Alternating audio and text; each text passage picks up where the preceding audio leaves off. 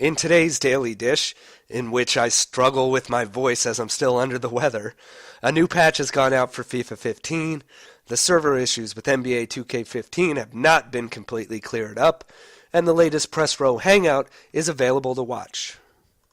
The first patch for FIFA 15 went out just 6 days ago, so it was a surprise to find that another update released today. It's out for the PS4 and should be for Xbox One by tomorrow. Though there are some gameplay-related tweaks made, just like that first patch, it doesn't appear to be greatly influenced by community feedback. Generally, the patch that comes with more sweeping changes to gameplay, presentation, and features takes until early to mid-November to be realized. But these first two look to establish the game in a place where EA can work on those improvements more so than fix problems that have been discovered early on. Included in the patch are items like adjustments to shooting and goalkeepers, the ability to call out goalkeepers in pro clubs, adjustments to legendary gameplay difficulty, and improvements to the goal line technology. It's difficult to get a gauge on just how well the changes are being received after only a few hours, but one issue being widely expressed is that fouls are now almost completely non-existent, which is really unfortunate to hear. And it'll probably take the next patch to correct it should EA agree that it's a problem rather than have it set up this way as a conscious design decision. The server issues continue for NBA 2K15.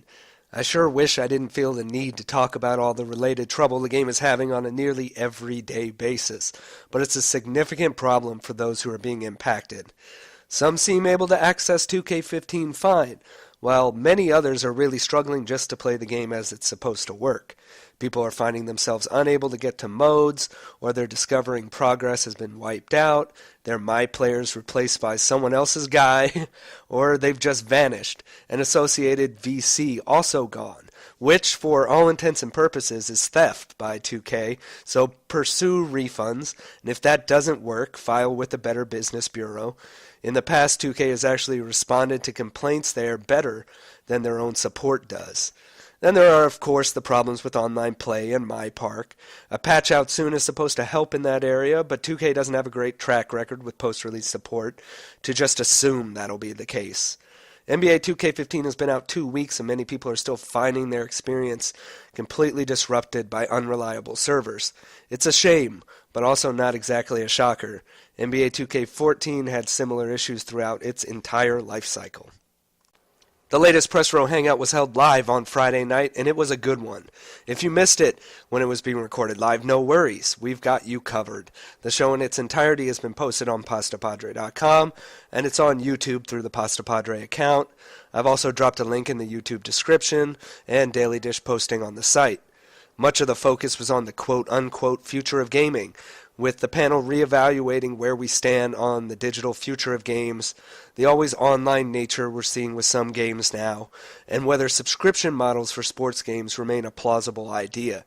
We also discussed the decision by EA Sports not to offer a pre-release demo for NBA Live 15, the Extra Life charity drive, and much more. Hey, thanks for making it through the episode, despite my being only slightly able to talk. Make sure to visit Pastapadre.com for all the latest sports gaming news and analysis. Follow me on Twitter @Pastapadre and subscribe on YouTube. I'll be back tomorrow with the next Daily Dish.